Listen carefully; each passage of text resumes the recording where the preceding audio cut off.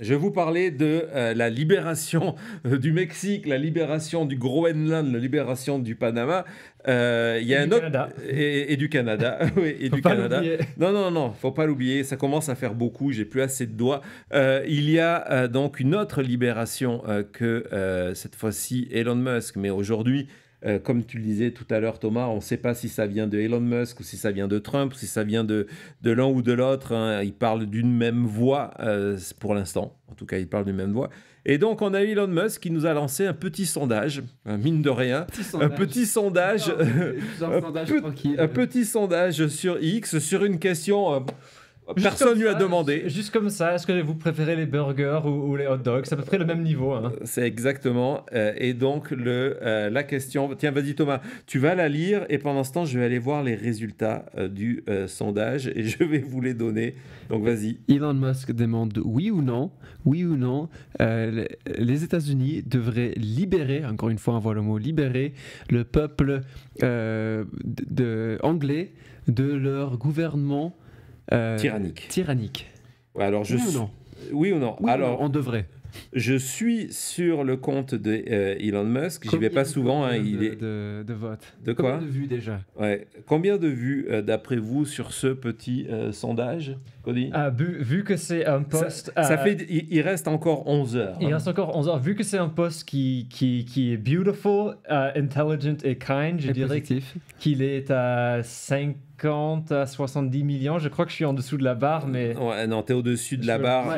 C'est quand même le post. Il faut savoir que Elon Musk a pin sur sa page. C'est-à-dire que c'est le premier post que vous voyez lorsque vous allez sur son site et sur sa page. Et il y a 31 millions de vues depuis à peu près un peu plus de 12 heures. Maintenant, on est à la mi-temps. Et donc, le sondage, oui, l'Amérique, évidemment, on n'est pas surpris, oui, l'Amérique doit aller libérer les Anglais. Hein, les pauvres Anglais, ils n'ont rien demandé. La dernière fois qu'ils ont voulu se libérer, on a cette une complètement folle hier de The Independent. La dernière fois qu'ils ont voulu se libérer, c'est le Brexit. Et il y a cette une pour 5 ans de Brexit, du coût économique, humain du Brexit, une catastrophe en Angleterre. Et donc là, 58% des personnes qui ont participé au sondage de Elon Musk estiment que l'Amérique doit aller libérer l'Angleterre. Donc on est en plein pour un pays qui se proposait être le pro-peace et qui était contre les guerres. Là, on est en pleine colonisation. Il n'a jamais commencé une guerre, il faut le signaler. Ouais. Mais bon, il va libérer 5 pays avec l'armée. Hein. America first, il faut arrêter de s'occuper des autres pays. C'est America first, les gars. Mais le truc qui est fou, c'est le nombre de personnes qui ont voté à ce sondage. C'est plus haut que certaines élections dans certains pays. On a 1 563 953 votes, donc presque 1,6 million personnes ont voté sur ce sondage et la majorité souhaite aller libérer la Grande-Bretagne. Donc l'Angleterre est la cible de Elon Musk depuis quelques jours. Je vais vous raconter comment. L'Allemagne l'est aussi avec Elon Musk qui a apporté son soutien sur X, mais aussi dans un quotidien allemand dans le cadre d'une tribune ouverte au parti d'extrême droite AfD, hein, qui a des liens même pas cachés avec le mouvement néo-nazi. On n'est pas forcément surpris de ça. Et ce matin, les premiers ministres et dirigeants européens se sont rendus compte que, à mon avis, il est déjà trop tard, mais en tout cas, ils se sont rendus compte que X, le monde était en train de changer et que X, donc sous Musk, ça devenait une menace pour les démocraties. Ils ont reparlé de ce qui vient de se passer en Roumanie. Encore une fois, on avait fait une émission Sentinelle spéciale sur la Roumanie et l'annulation de l'élection du deuxième tour de l'élection présidentielle à cause de l'interférence cette fois-ci qui venait de Moscou, donc, mais ils ont mis le doigt sur ce qu'est en train de faire Musk. Plusieurs premiers ministres, entre autres le premier ministre de la Norvège, qui a été un petit peu visé il y a quelque temps par Musk, en disant, voilà, si Musk vient nous essayer de rentrer dans notre système politique, on va devoir prendre des décisions. Et oui, il faudrait se dépêcher de prendre des décisions. Il y avait des options il y a 6 mois, il y a 1 an, il y a 2 ans. À chaque fois, on repousse l'échéance. D'un autre côté, on est dépendant de Starlink, soi-disant, hein, on a vu avec Mayotte. Et donc, résultat, Musk passe à travers les gouttes. Mais on va écouter le président Emmanuel Macron qui, ce matin, a exprimé, c'est la première fois que je l'entends en tout cas, peut-être que je l'ai raté avant, mais c'est la première fois que je l'entends s'exprimer aussi clairement sur le danger Musk en Europe. Qui l'aurait imaginé? Voilà 10 ans, si on nous avait dit que le propriétaire d'un des plus grands réseaux sociaux du monde soutiendrait une nouvelle internationale réactionnaire et interviendrait directement dans les élections, y compris en Allemagne, qui l'aurait imaginé? C'est le monde dans lequel nous vivons et dans lequel nous avons à faire de la diplomatie. Alors, il y a deux moments clés dans cette courte déclaration. Déjà, il utilise le mot direct, d'intervention directement dans le processus électoral, y compris en Allemagne. Et puis, il parle d'une sorte d'international réactionnaire, donc de ce groupe. C'est une manière bien polie pour dire, voilà, cette union de l'extrême droite américaine, de l'extrême droite mondiale qu'on voit passer par Mar-a-Lago. Il y a eu la première ministre italienne, Orban, Netanyahou, et puis Farage ces derniers jours. On va y revenir. Et donc Musk rentre dans la politique pour déstabiliser les démocraties. Hein, on parle du Canada, où vous avez un rôle extrêmement important, ami du Québec, comme sentinelle, comme vaguelette et comme étoile dans la nuit, parce que, voilà, les enjeux sont clairs, mais la même chose est en train de se passer en Europe. Et si demain, ça doit se passer, il y a une opportunité pour Musk de faire la même chose avec la Belgique, ou avec la France, ou n'importe quel autre pays européen, il n'hésitera pas. Il a décidé de mettre son argent, sa puissance au service de cette internationale réactionnaire, comme le dit Macron, donc de cette internationale populiste d'extrême droite, et il ne fera rien tant qu'il n'y aura pas des sanctions. Il ne fera rien pour arrêter la chose. C'est très bien que le président Macron l'ait dit clairement, hein, vraiment, je trouve que c'est formidable, mais cela ne suffira pas. Cela ne suffira pas. Alors souvent, lorsqu'on parle de ce sujet, ce que j'entends, c'est, on dit, ouais, mais les réseaux sociaux, c'est pas la vraie vie. Certes, c'est pas la vraie vie. Les réseaux sociaux, c'est pas la vraie vie, et il y a plein de monde qui ne suit pas X, et en plus de ça, les gens savent à quoi sert X et ce qui se passe sur X, etc., etc. Oui. Alors là, maintenant, souvent, lorsqu'on parlait de la chute, je vous ai toujours dit que c'était des émissions qui vous permettaient non seulement de suivre ce qui se passait aux États-Unis, mais d'appréhender ce qui va arriver chez vous. Et donc, moi, je vais vous dire ce qui va arriver chez vous. Et on a la preuve, ça vient de se passer en Angleterre, parce que on a vécu aux États-Unis ces 2 dernières années, et plus particulièrement ces 6 derniers mois, exactement la même chose. Ce que Musk va essayer de faire en Europe, a commencé à faire en Europe, il a déjà fait ici. Donc, c'est le moment de partager notre expérience. Et l'expérience, c'est la suivante. Et elle est inspirée directement de ce qu'a toujours fait l'extrême droite américaine pour exister médiatiquement, pour devenir l'actualité. Pendant très longtemps, avant les réseaux sociaux, c'était extrêmement clair. C'est que on allait sur Fox News où on parlait d'un sujet qui n'était pas dans l'actualité et qui n'était pas l'actualité, qui très souvent, par exemple, j'imagine, partant sur la guerre contre Noël, donc qui n'était pas un véritable sujet. Peut-être il y avait eu un incident ici et là.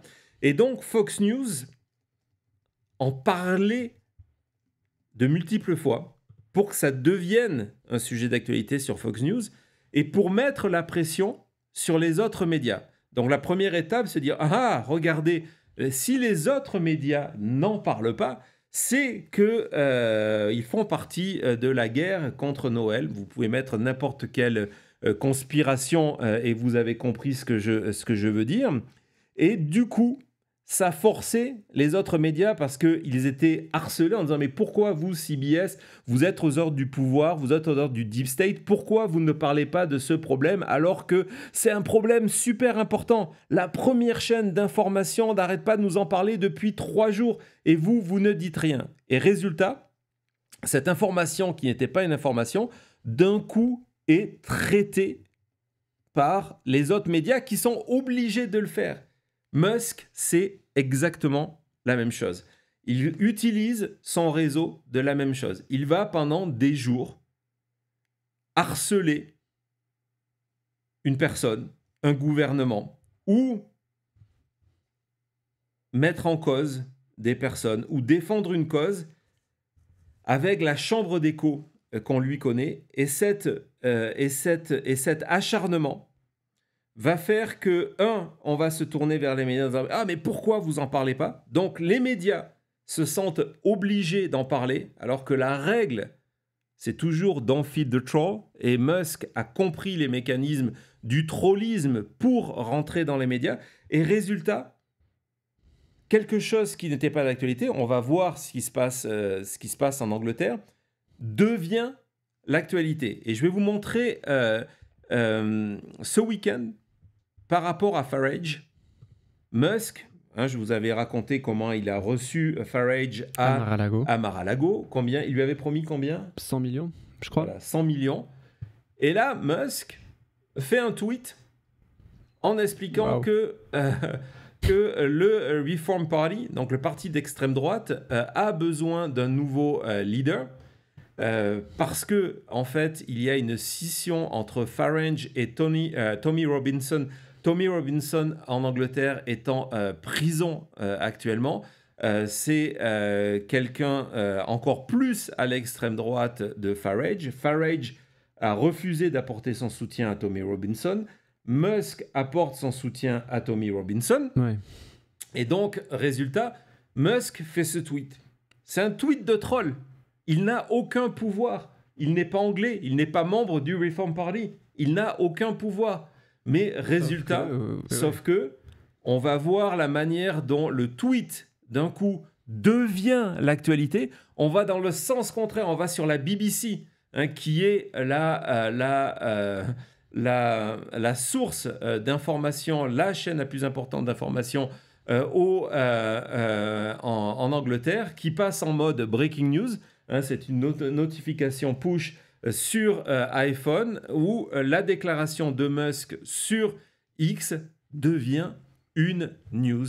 Ouais. Et c'est comme ça que Musk arrive à empoisonner nos démocraties.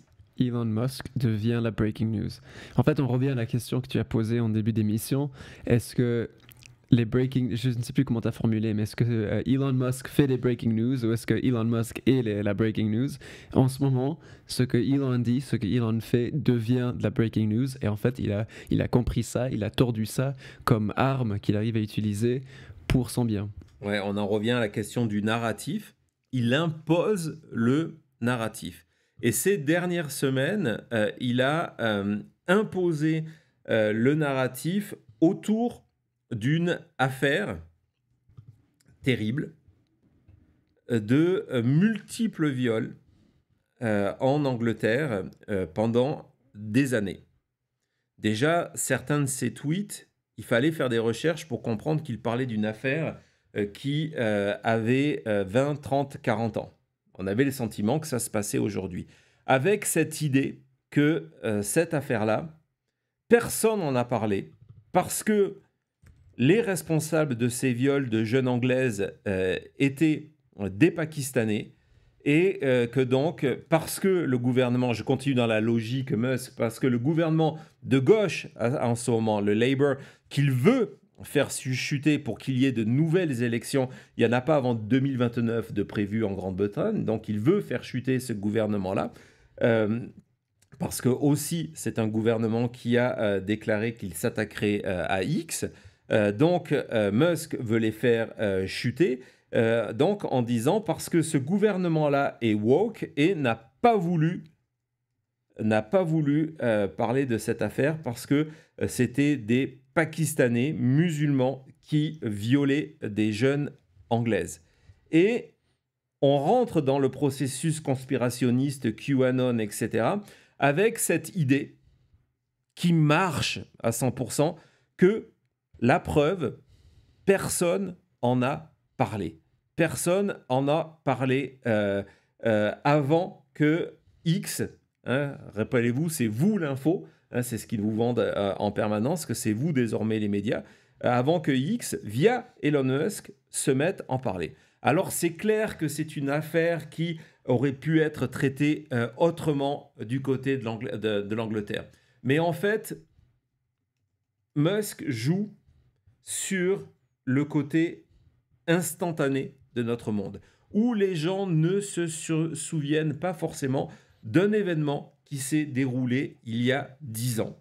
Et donc Musk rentre dans ces failles-là en affirmant, ou alors en jouant avec les mots, et après en mettant en avant des tweets qui expliquent, voilà, les médias vous cachent encore une fois la vérité. J'ai vu des dizaines, des centaines de tweets francophones, à la fois dans le monde de la crypto-monnaie, comme dans le monde des anti-vax, des conspirationnistes qui ont mis en avant que les médias n'ont jamais parlé de cette affaire-là. Alors moi, ce que j'ai voulu vous montrer, c'est que c'est un pari. Encore une fois, lorsqu'on revient à Trump sur les gens qui ne sont pas éduqués, c'est un pari sur l'ignorance fait par Elon Musk. On va regarder du côté déjà des médias américains, parce que Musk est américain et il y a eu cette espèce quand il s'attaquait aux médias, c'est tous les médias qui en souffrent, et donc il y a eu plusieurs comptes disant ouais, de toute façon CNN, le New York Times, tout ça, nous en ont pas parlé. Donc je vais vous montrer ce que donne une recherche sur les archives du New York Times pour une affaire dont tout le monde n'a jamais parlé. Donc on a une première page, Thomas va nous montrer. Donc on voit que ce sont des articles depuis 2014, hein. Il y en a plus...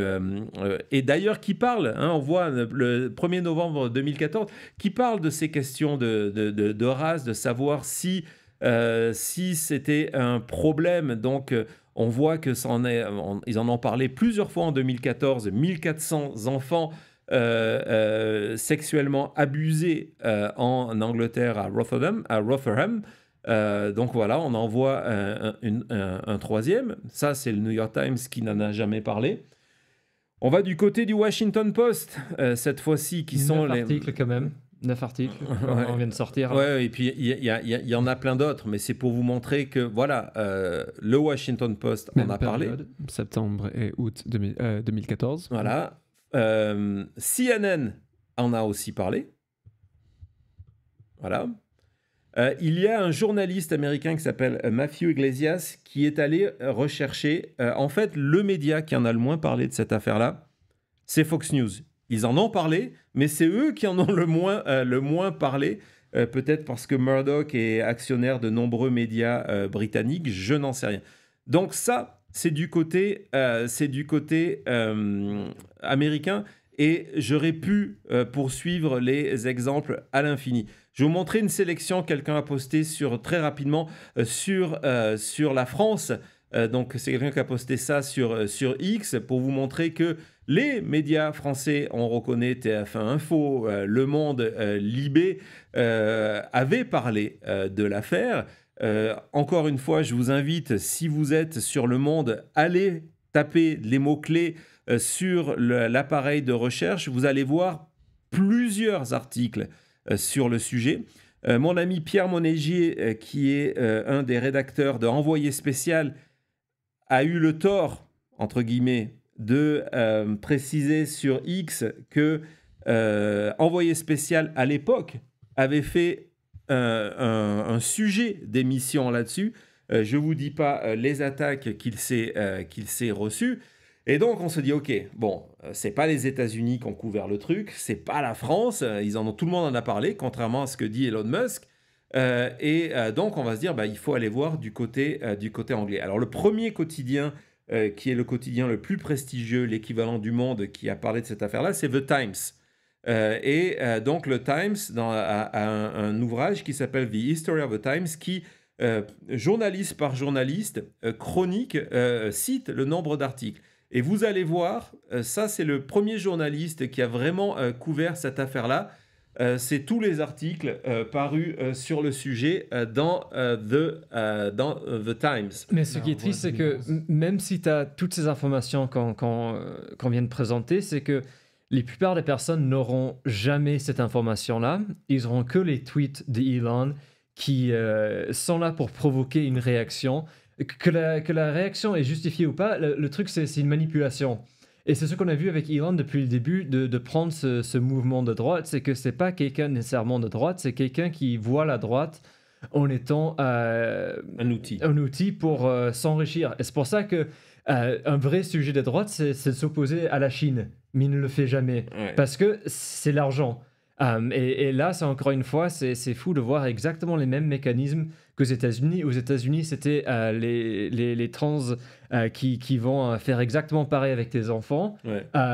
Et du jour au lendemain, on n'a plus vu de pub, on n'a plus vu des gens qui en parlaient. Même Trump, il disait en fait, c'est pas une priorité pour notre administration. Tu fais bien de le là, rappeler. c'est exactement pareil, c'est de prendre un sujet qui est le viol d'un enfant, c'est un outrage, que ce soit d'un immigré, que ce soit quelqu'un qui est né en Angleterre avec une famille qui est là depuis 1000 ans, c'est un outrage. Et donc, c'est des points où tu peux pas vraiment le débattre.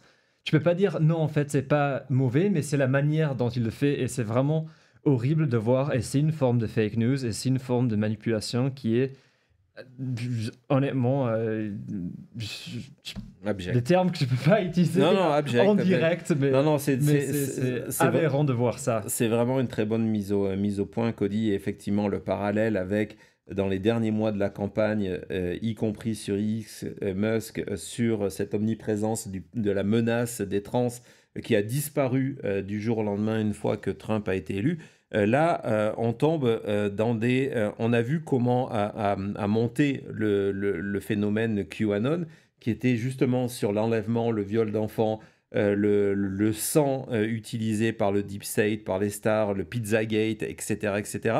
C'est les mêmes outils. C'est-à-dire que Musk est allé déterrer une histoire qui a ce potentiel où on ne peut avoir qu'une réaction émotionnelle. Et donc, si on ne connaît pas les détails, on dit, mais c'est terrible, c'est politique, et on comprend pourquoi, on comprend pourquoi, wink wink, ces politiques qui ne disent rien et qui ont couvert, et les médias, pareil, ne croyez plus les médias parce que ils font partie de cette cabale pour vous cacher la vérité de viol de milliers de jeunes anglaises, principalement par des Pakistanais. Donc voilà, il y a toutes les dimensions. C'est un outil de déstabilisation du gouvernement par Musk. Ouais, Thomas, tu voulais dire quelque chose ? Non, vous avez raison. Après, je crois que le dernier élément de tout ça, c'est aussi la manière qu'on consomme toutes ces infos, l'actu en général, c'est que c'est souvent dans une phrase ou deux. Et encore une fois, c'est beaucoup plus simple et c'est beaucoup plus efficace dans une phrase de dire ce qu'Elon est en train de dire par rapport à des mots chocs, viol, tout ça, que vous voyez, ce sont des sujets très, très, très complexes où il faut lire en article de début à fin, comprendre, il faut avoir plusieurs perspectives, il y a des statistiques à comprendre et il n'y a pas de réponse simple à la fin non plus parce que ce sont des sujets complexes et humains. qui n'ont pas de réponse facile. Mais tout ça, voilà, expliquer ça dans une phrase quand vous êtes en train de scroller TikTok, X, Instagram ou quoi qu'il soit, c'est pas efficace. Non, tu peux pas, parce que si tu dis c'est une fake news, c'est pas vrai. Si tu dis c'est un mensonge, c'est pas nécessairement vrai. Donc, comme tu dis, d'expliquer ça dans une phrase, et surtout dans une phrase qui arrive à faire le même effet que le truc de nous disant il y a 1200 enfants qui sont violés, votre gouvernement ne vous dit rien. Ouais. Vous lisez ça et c'est impossible de pas réagir, c'est impossible de pas avoir ça qui reste avec vous comparé à... En fait, oui, c'est une information qui est vraie, mais comme vous pouvez voir, ça a été discuté longuement depuis 2011, 2014. Après, tu fais toute une conversation, tu peux pas te battre contre ça. Non, et puis je vais vous montrer par exemple comment on manipule les faits des pseudo-journalistes avec du mensonge sur X. On va expliquer, par exemple, vous allez voir ce tweet et la note qui va avec. Donc c'est Matt Goodwin qui dit, voilà, je suis allé faire une recherche sur les archives de The Times, dont je vous ai montré le nombre d'articles qui ont été écrits sur le sujet. Et il dit, voilà, il y a eu sur le sujet Black Lives Matter 2320 articles, sur la mort de George Floyd 1065, et sur les grooming gangs 188 articles. Et en fait, c'est une manipulation parce que il a fait, dans le moteur de recherche, il a rajouté un S à gang. Donc, il a 188. Dans la réalité, si on enlève le S à gang, on se retrouve avec 2300 résultats. Qui le mettrait en deuxième place. Voilà, donc je suis allé le faire, ça fonctionne, c'est la vérité. Donc c'est une manipulation, encore une fois, de l'émotion. Le problème, c'est, vous le voyez, c'est une note Twitter, de contexte, que j'ai validée en faisant partie de cette communauté-là. Juste avant l'émission, j'ai reçu le message en disant qu'elle avait été enfin acceptée par Twitter, mais elle a mis 2 jours à être acceptée. Et donc pendant 2 jours, le message, c'était « Regardez les médias comme ils sont pourris. Ils vont vous parler de meurtres de noirs par la police américaine plusieurs milliers de fois, mais une affaire de jeunes filles blanches violées, ils n'en parlent pas. » Donc ça, c'est comment X vous manipule l'opinion. Et c'est d'autant plus fou avec cette histoire-là, c'est qu'on pourrait se dire « Ok, les gens ne lisent plus les journaux, ça ne les intéresse pas. » Moi, je vais vous parler d'une série britannique faite par la BBC, première chaîne d'info, première chaîne en Angleterre, qui s'appelle Three Girls. Je vais vous montrer le poster. On va commencer par les 2 posters. Donc, vous voyez, pour vous montrer, ça existe. Donc, voilà, Three Girls, un poster. On en a un deuxième. Donc voilà, le logo BBC. La série est toujours disponible sur le player de BBC, donc vous pouvez aller le voir. Et c'est quoi cette série? Il suffit d'aller voir sur Wikipédia et vous comprenez pourquoi Musk est en guerre contre Wikipédia, qui devient une source de debunking. On va sur Wikipédia et on découvre quoi? Vas-y, Cody. Que Three Girls, c'est une série en 3 parties faite par BBC en 2017. 2017, oui. Donc, 3 ans après les faits, et il y a 8 ans, donc quelque chose qui commence peut-être à être un peu oublié, mais quand même, genre, c'est tellement frustrant, ce sujet. Et les 2 derniers paragraphes. il y a eu plus de 8,25 millions de personnes qui ont vu le premier épisode, presque 8 pour le deuxième, et repassé au-dessus de la barre de 8 pour le 3e épisode. Et je suppose que c'est quelque chose qui a suivi le cas de ces 3 filles qui ont été violées. Ouais, exactement. Ensuite de ça, il y a eu un documentaire qui est venu en soutien de cette série, donc pour aller encore plus loin, parce que cette série a été un énorme succès. Elle a tellement marché qu'ils l'ont sorti en DVD. Et lorsqu'on va lire le résumé, c'est que tout ce que Musk dit a été étouffé par le gouvernement et dans la série. Non seulement c'est sur le viol de ces jeunes filles et le fait qu'il n'y a pas eu une enquête suffisamment tôt faite parce que c'était peut-être lié à des questions de racisme par rapport à l'ethnicité des coupables de ces viols-là. Donc tout ce que Musk dit, personne n'en parle, ça a été une série télévisée. Ça a été une série télévisée à succès en Angleterre. Et puis, ce qu'on découvre aussi en faisant des recherches sur les archives de The Guardian, gardez le titre en tête, vous le connaissez, c'est que on voit que c'est un sujet qui non seulement a été traité par The Times, The Guardian, The Independent, les tabloïds, tous à l'époque, mais vous allez voir qu'il y a eu un rapport extrêmement précis fait par les autorités anglaises, ces mêmes autorités anglaises dont Musk les accuse d'avoir rien fait, qui a confirmé ces séries de viols en Angleterre, en Écosse et au pays de Galles, en expliquant que contrairement à l'idée déjà, 2017, déjà propagée par l'extrême droite, oui, il y avait des Pakistanais qui ont été responsables de ces viols-là, mais que la majorité de la plupart de ces gangs, c'était des hommes blancs. Il y a plusieurs enquêtes, plusieurs déclarations, y compris du gouvernement conservateur à ce sujet. Donc ça, c'est un article qui a plus de 4 ans. Donc vous voyez, c'est absolument pas neuf. Vas-y Thomas, montre-nous rapidement les deux autres. Et pour revenir sur la série, ça voudrait dire qu'il y a eu 12% du pays qui a vu ces émissions. 12%, c'est quand même c'est vraiment de conséquences. Donc, vous voyez l'étude, l'enquête pendant plusieurs mois en disant non, c'est une histoire qui est propagée par l'extrême droite anglaise. C'est un article qui date du 19 décembre, c'est quoi la date là-haut ? 2020.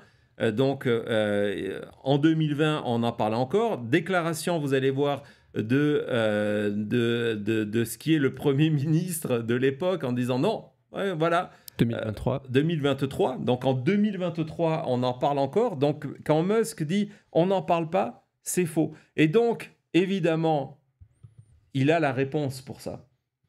Quand The Guardian, quand les journalistes, on est dans le monde de la post-vérité, vous vous rappelez Trump quand il accuse tout le monde de faire des fake news, Musk accuse les journalistes qui vont démontrer par leur travail qu'il ment en expliquant que ce sont je sais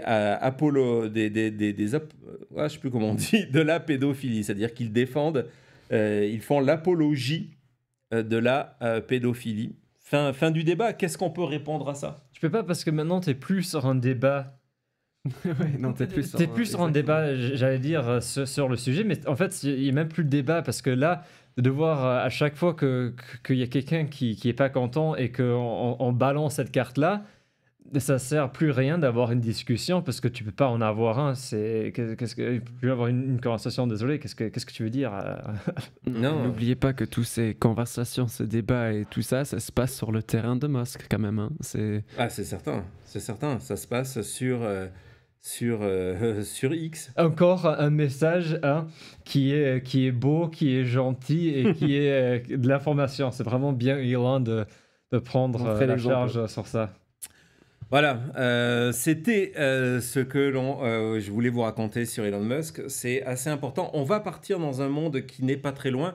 On va parler juste après la pause de la tech, encore une fois, de ce monde de la tech qui a le sentiment que Trump va être à leur service. On va en parler très rapidement. Et surtout, ça va nous amener à ce nouveau film, ce documentaire sur la vie palpitante de Melania Trump. À tout de suite.